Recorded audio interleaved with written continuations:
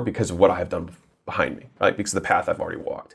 And so I think like learning how to sell, learning how to build are the first two skills, and then leading, you learn consistently along the way for the rest of your life. Mm-hmm. What would you say are the most important habits someone can develop for themselves on a daily basis to support their opportunities for earning more? Most of the most important lessons that I've learned in my life have come from doing and mentors. And so on a day-to-day basis, it's reducing the time between when you wake up and when you begin working, right? A lot of people lollygag and delay and procrastinate and things like that. And if you just think about there's only a certain amount of time in the day, I want to increase my output per unit of time as much as possible. A lot of people have these superstitions that they have to do a certain thing or they must do X, Y, and Z. But all you have to do is talk to a single mom who has like 5 kids and they still start businesses. They're not doing any of that stuff. They're waking up and they're working before their kids are up, and then once their kids go to bed, they work then too, right? And they're not doing all the lollygag stuff that you see trending all over social media. It's like they're working. And so like the single greatest skill, in my opinion, is being able to find a place that you can shut out external stimuli and you can focus. Yes. Because for me, the single highest ROI habit that I have is that for me, between 5 a.m. and noon, I have nothing on my calendar. It is just work, no meetings, and then all my meetings happen after noon. This is for the entrepreneurs. Now, if you're like in a job right now, then it's got to be in the morning before you go to work and in the evening after you come back from work. But like having that dedicated time, and if you're like, well, I'm not a morning person, fine, then just work late. Like that's okay. Like I've got billionaire buddies who are like, oh, I wake up at 10. But they work really late. That's their special time that no one bothers them. It tends to be at the bookends of the day though, just from my experience, because in the middle of the day you get pestered and it's hard to get into that deep focus, that deep learning that you get when you really pour yourself into something. Mm-hmm. Yeah, and I think I saw Layla mention this in a video clip where she was like, I just wake up and I start working. She's not spending an hour morning routine or something like that. And I think you got to figure out who you are. It's like if you want to spend an hour or two in the morning and taking coffee and going for a walk and working out and kind of like preparing yourself, great. I think for me, there is some importance to, at some point in the day, setting an intention either for the day or at night for the next day. Agreed. So if you want to get up and work right away, at night, what are the 3 most important things, or what are the actions you're going to take that are going to get you closer to your vision that next day? So having some 5-10 minutes to have an intention and then act on it, right? As opposed to just reacting to the world. Yeah, 100%. That's what I believe. But there was this one, to consolidate what we were saying earlier, because this matters a lot to me. Give it to me. Most skills can be learned decently with about 20 hours of focused effort. 20 hours. Like the first 20 hours of you actually doing something, you learn the most you're going to learn about the thing. If you just consider by percentage of learning from like nothing to 20 hours in, you already have a really good understanding of the thing. The problem is that most people will take years to start the first hour. And so that habit that you're referencing is that my speed, at least now as I've gotten better at this stuff, is that like I try and detract the time from when I want to learn something or when I want to start doing something to starting it as soon as I can, because I just want to start getting through those 20 hours as fast as I can. Yes. And so that's just been a very tangible, because it seems like this amorphous thing, but there was a study that was done. There's like in the first 20 hours, you can learn almost any skill. Playing guitar, running an ad, doing you will learn more in that first 20 hours than any other time. So it's like, then just get to that 20 hours and don't delay. Yes. And that's been one of the deepest lessons I've had, because it took me 4 years to learn how to build a website, and it took me 1 day to actually learn. Crazy. Because you decided to act on the learning. 4 years to delay and procrastinate and say, I'm not a tech guy. I'm not a tech person. This isn't my kind of thing. I'm a gym guy. I'm a local business owner. I should pay somebody to do this. I'm above this kind of thing. Like all these stories, right? And then one day I sat down on a Sunday morning. I was like, I'm going to learn this thing. And you Googled it and you just learned it? Step by step by step. And you know what? I set the whole day aside. It took me 4 hours. Crazy. It's amazing. You'll hear, I bet you've heard this so many times, that people are like, I want to launch a podcast. I want to start a YouTube. I want to launch a book. Yeah. And they've been saying it for years and years and years, when you can literally go on Amazon and upload a book in an hour. If you just learn the steps. It might feel daunting and like, I don't know how to do this, and how do I link my payments and create a book and put it up there. But you can create a 1-page book and launch it to at least say you did it, and now you know the steps, so it's not as scary. 100%. I think so many people are afraid to launch their thing because they don't understand how to do it, and they think it's going to take a lot more time than it actually is. You may not be good at it right away, your website probably wasn't perfect, Yeah. but you got the website up within 4 hours. Yeah. And then you can make it better over time. And there's this, because that first hour is you paying down the fear of uncertainty. It's all these fears of like not being enough. What if I feel stupid? Because you have felt stupid when you try to figure something else out. But like if you remember how hard it was to learn how to tie your shoes when you were a kid, right? Because it's like, I have to remember, and then this one, and then the 2 bunny ears, the whole thing, right? But like now you can do it in your sleep. And it's just the emotions we have about beginning work because of the judgments we're going to put on ourselves about how we're doing. But if we can remove the judgment of how we're going to do and say, I assume I'm going to suck. And all I'm doing is I'm going to start pulling the thread of this 20 hours. That's my only goal, is to start sucking. That's it. I just want to start sucking rather than nothing. Right. You gotta love embarrassing yourself the way I feel like it. These skills that you're gonna learn, they're gonna bring you a lot of value long term. They're not easy to start with. They're not. And so you gotta be okay with accepting embarrassment of your own self. What's the belief that, why is it so hard for people that haven't made money? Mm-hmm.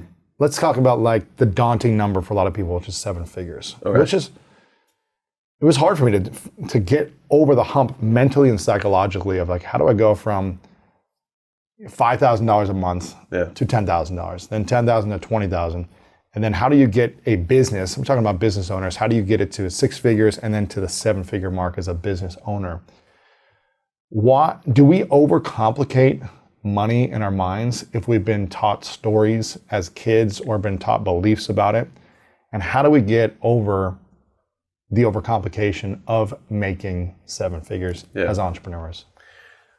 I agree with you that I think it gets overcomplicated. And so we just have to boil it down to the first principles of the math. Like what math is required to make $1 million, right? Like we can either sell, $100 $10,000 things. We can sell $1,000 things. We can sell, and when I say things, you don't have to price your product at $1,000. Your just lifetime value of a customer has to be $1,000, right? So just how much somebody's going to spend with you over the period of time that they buy from you in general, right? Now, if you sell physical products, that might just be the lifetime value. But if you sell services like the dog guy, he probably has people who stay with him for years, and so he has to add up that total lifetime value as the number. And it's like, well, how many of those do I need to sell? And then you just divide it by, to back into it. And so once you know the math, right? So the first is like, what is the math to get to the million? And you have to figure out how many units you're going to sell. So let's just use something that's, let's use $1,000 because it's an easy one. Okay, so 1,000 sales of $1,000. Exactly. So we have to do 1,000 sales. Now, how are we going to break that down on an annual basis? Because 1,000 sounds like a huge number. Well, it's about 3 a day, right? Like, okay, well, 3 a day is all of a sudden a lot more manageable. Yeah. And we're like, okay, well, what creates a sale? So at some point, to get set, I'm going to take one step before for 6 figures for anybody who's not there. It's like you have to sell, and this is again for business owners, entrepreneurs. If you have a job, then awesome. But like if you're trying to make money, you have to sell something to someone. That's it. That's all you have to do to get to 6 figures to do that. So that's one avatar, one medium, one channel, right? One product, one channel. That's all that is. You add the 4th piece, which is consistency. Right, that's what goes from 6 to 7. That's hard for people. And the 100%, because then you can tackle all the emotional or whatever it is why you're not being consistent. But from a math perspective, we just have to break down what are the primary actions that result in the output, right? And so if 3 sales means that I sell 1 out of 3 people who want to walk, or 1 out of 2 people who come for the dog walking. Okay, well then I need 6 appointments a day. Okay, how do I get 6 appointments a day? It's like, well, I have 6 ways that I can get appointments, right? I can get appointments from referrals. I get appointments from affiliates. So I make a deal with the local grooming place for dogs, or the local vet for dogs, or put my flyers up or something, or the urgent care for dogs, or Petco, like whatever. I mean, like there's a million ways, right? Like I get one of those guys, I figure out how to deal with them, and I say, I'll give you the first 2 months of what they pay me to you if you just send them to me. Yes. More money for them, and it probably helps their customers because it's a need that they can't solve, but they have the same avatar. Cool. So you got referrals, you got affiliates. You've got, you could just reach out to people just one-on-one, like, hey, I've got my thing. How, like, do you need help with your dog? You could reach out to people you don't know, which you can do through Post-it notes, cold calls, emails, door knocking, like flyers. Yeah, all of those things are ways that you can reach out to people you don't know one-on-one. You can make content about how dog walking is amazing and ways to walk your dog better, ways to take care of a dog. And the whole point of that is to get people to feel comfortable with you specifically in your brand, that you will do a better job taking care of their dog than they will. Exactly, right? You want people to feel guilty that they're not doing all this stuff for their dog. And then they would start, then you feel inbound, right? And then finally you have ads, right? You run paid ads to get new appointments booked, right? And so those are the 6 primary things you can do to get customers, right? And so it's like, okay, I need 6 appointments a day. I have those 6 different ways that I can get them. Which of them do I feel most comfortable with? Because you can win at all of them, right? And it could be soliciting your customers for the referrals. It could be getting the affiliates relationships set up. It could be the one-on-one DMs. It could be the ads. It could be the content. Any of those 6 would work, right? And so we just have to pick which one you want. And so then you just reverse engineer those actions because even one step after, obviously this is something I do a lot. So if you reverse engineer the affiliate thing, right? So how do you get affiliates? It's like, well, I need to reach out to 100 people a day. So you'd still use one of the other methods. So cold outbound, warm outbound, content DMs, or ads, right? To get those affiliates. And say, okay, well, if I reach out to 100 affiliates a day that are in my local region, to see if they will partner with me and I can create some sort of relationship. If I do that every day, maybe I'll get 2 of those referral partners a week. And if each of those referral partners a week can get me 10 appointments, then for me to get my 6 appointments a day, it's 180 appointments per month, if I need 18 affiliates. Right. So all I got to do is get 18 affiliates. But then if you're thinking right now, you're like, well, wait, but I would be able to get 18 affiliates in probably like a month or 2. And the answer is you're right. But people just don't think through the math of how to do it. Because if we're being real, there's no reason you should cap your business at $1 million, right? And so to the same degree, when we ask the question like, how do I make $1 million business?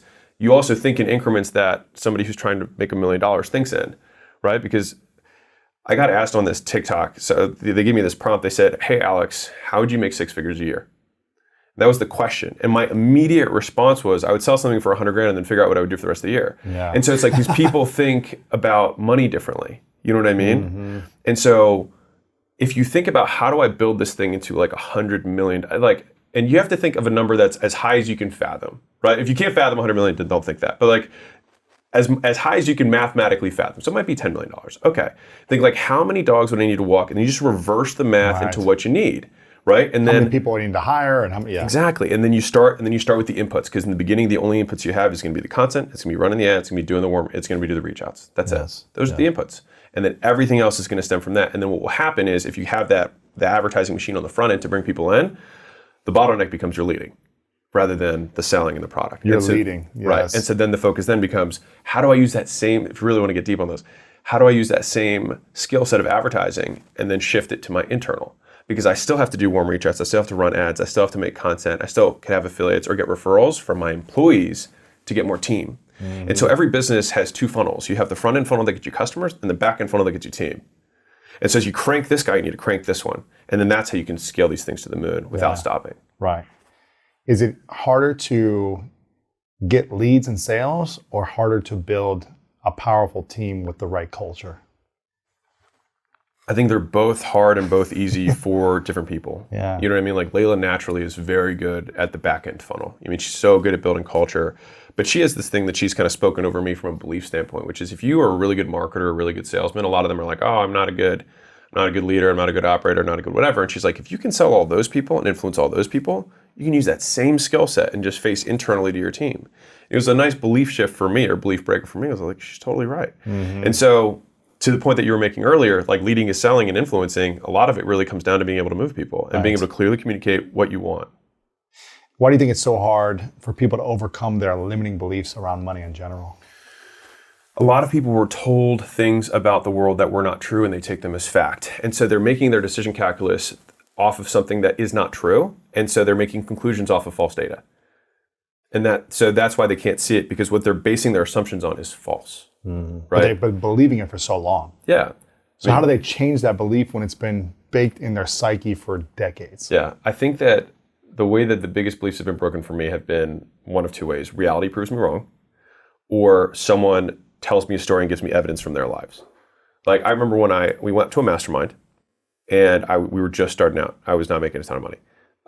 And a guy got up there and he gave his little spiel and he was like, yeah, we're making $300,000 or $400,000 a month. I don't really know what I'm doing. I'm not really sure I like the business, blah, blah, blah. And the guy did not seem smart. And you were like, how is he doing this? And it's funny you say that, because my actual first thought was, if he can do it, I can do it. Right. And so that was like, he, through evidence, like he reshaped my reality. It was one of the most momentous things. I remember Layla and I both had the same takeaway because she was next to me. When we both saw this guy do this, like we walked out and we're like, dude, if he can, like we both immediately had the same conclusion, like if he can do it, we can do it.